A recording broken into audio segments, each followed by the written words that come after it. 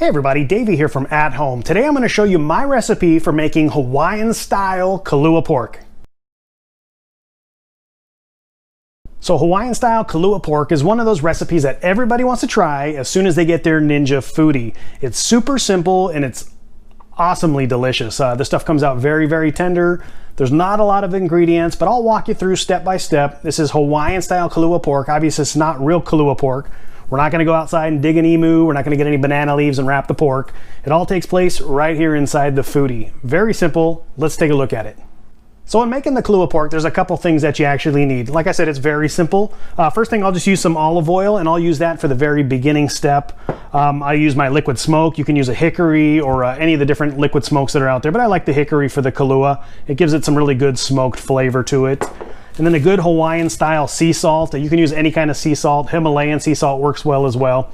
But I always get the Hawaiian brand. I don't know where it's actually made, probably in Hawaii, but it's the Hawaiian style sea salt. It's a thicker rock sea salt. Like I said, you can use a bunch of any kind of sea salt that you like, but it's a good one, fairly easy to get a hold of. And then 1 tablespoon. We'll use that for the liquid smoke a little bit later, but that's your basic ingredients. Oh, and of course, the most important piece, your pork. Let me grab that out of the refrigerator now.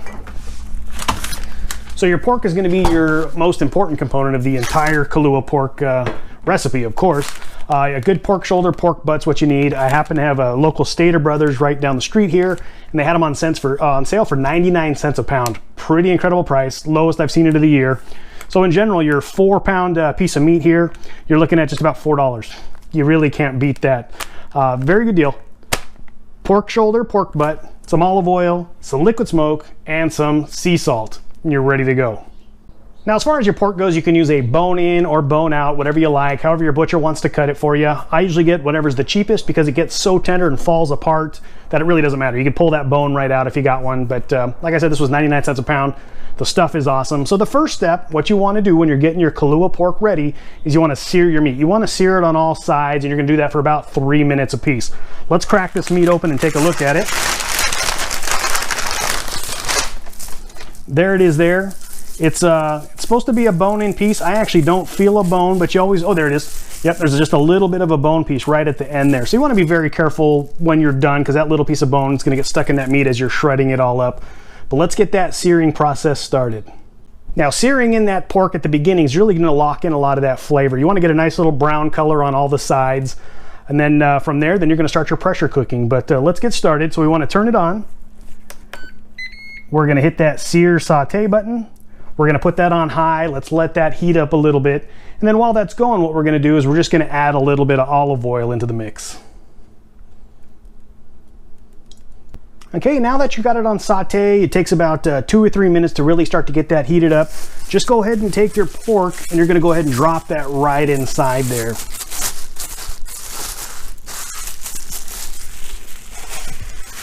Drop that right inside.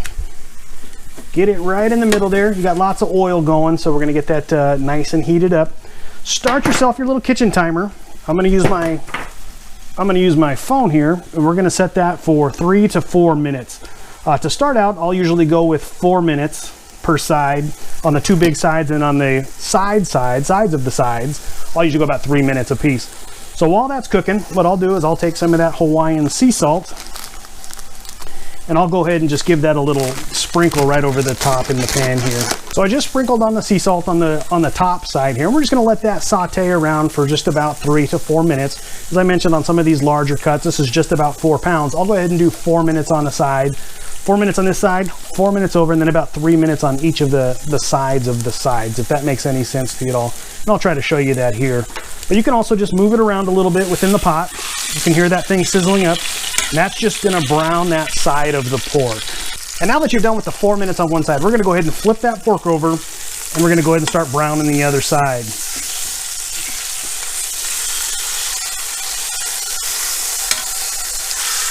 We're just gonna go ahead and move it around a little bit in the pot, make sure it's get a little bit of that oil on there. And then we're gonna go through the same process of adding some sea salt to the other side there.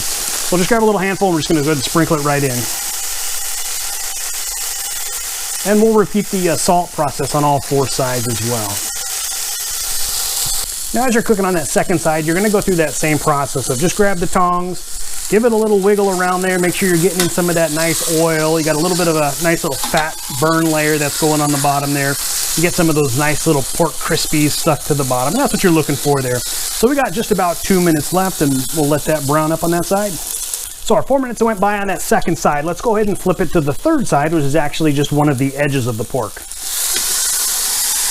You can hear that sizzle. You can see the steam. You know that everything's working great. We're going to stand that pork up on its side, and we're going to go ahead and give it one more sprinkle of salt. And it's just a pinch of the salt that's going to jump in on each side there as well. And now that you did the third side, we're going to do one last flip, and that's going to sear that fourth side of the pork, and then we're going to be ready to go. Let's go ahead and flip it over. You can see that nice brown that's happening there right on that pork as well. Flip it up on its end. We're going to give it a little bit more salt, and then after that, we're going to be ready for some pressure cooking. One last sprinkle of salt. Let's set that timer for 3 more minutes, and we're going to be getting close. And now that you've browned all 4 sides of your pork, we can go ahead and turn it off. You can go ahead and actually take the power off completely there. Then what we're going to do is we're going to go ahead and lay that pork back down. A lot of recipes call for actually taking the pork out of the cooker itself. You're going to scrape the edges and put the pork back in, add your water. We're going to kind of do it all at once there. You do have some really nice little crispies and some brown stuff that's happened at the bottom of the pot.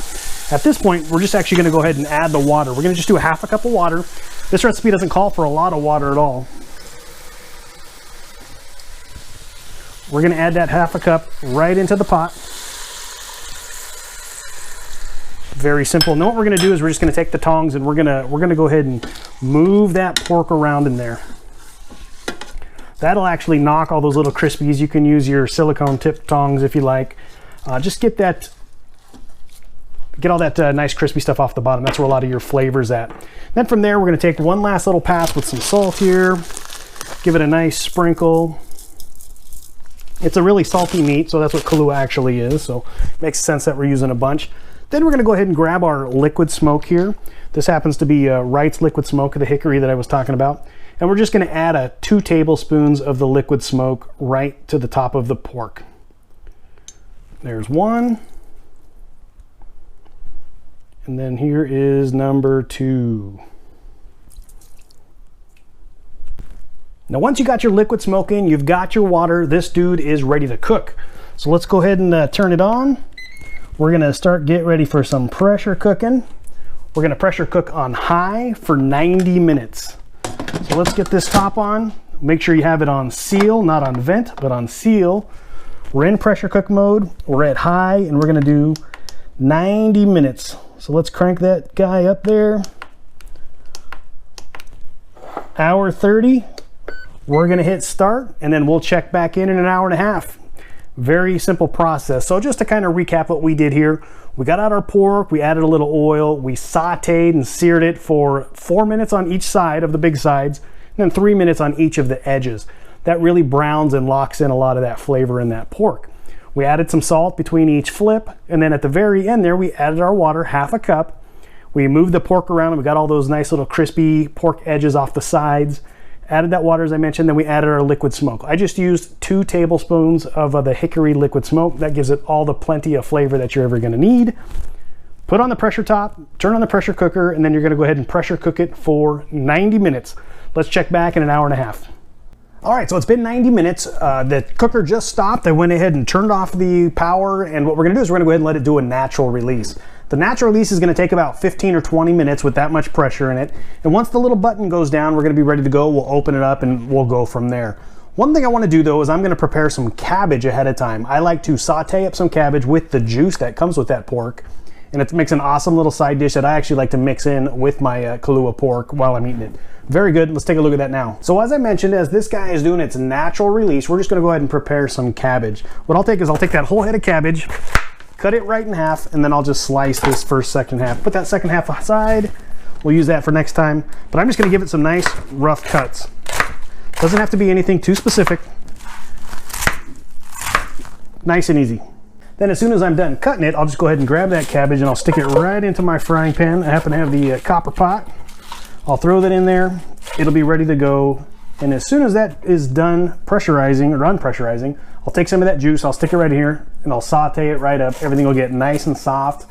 And I'll mix that in with the pork when it's done. It turns out really awesome. So once your pressure cooker has ended, you took off the top, you let all the rest of that steam come out. Just go ahead and grab the rest of your pork there. I've been doing that for just a second now. Grab whatever's left, stick it right in that pot there. You can even use a slotted spoon if you like, and that'll get the rest of the stragglers of the meat that's in there out of there. Which I think we're looking pretty good there. And then once you're there, you just want to go ahead and shred it up. You just take it, you're going to take your couple of forks, and you're just going to shred some of those larger pieces apart there. That's how you're going to get your shredded pork for that Kalua. I mean, that stuff right there just looks absolutely amazing. So as I was mentioning about the juice, just take a couple of ladles of the juice. That's going to be right at the bottom there. You want to do about 3 or 4. Stick it right in your pot with your cabbage. Take it over the stove and get it cooking. Let's go take a look at that process. And then when you're ready to go ahead and give yourself a medium-high heat. Throw that cabbage right on the stove. Give it a couple tosses around there and let that wilt down quite a bit. It'll get nice and soft and that'll go perfect with your pork. And then once your cabbage is done, your pork's done, you're ready to plate it up. You have yourself a pretty awesome little mainland Hawaiian style Kalua pork dish.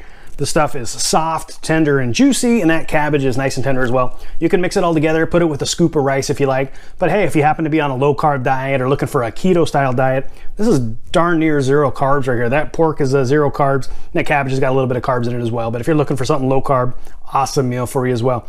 I appreciate y'all checking in. Thanks for checking out the Hawaiian-style Kalua pork. Do me a favor, hit that like button down below and subscribe to At Home with Davey up in that right-hand corner. See you soon. Happy eating.